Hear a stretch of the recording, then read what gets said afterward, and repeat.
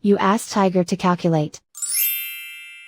This deals with linear inequalities with one unknown. The final result is z equal or greater than 6. Let's solve it step by step. Group all constants on the right side of the inequality. Add 1 to both sides.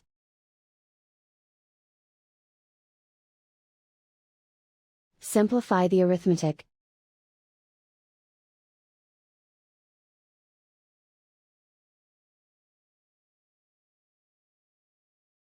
Isolate the z. Multiply both sides by 3.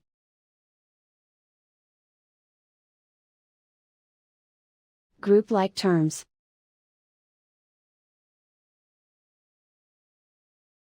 Multiply the coefficients.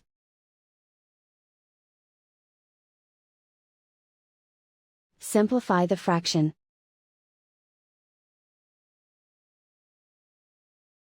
Simplify the arithmetic.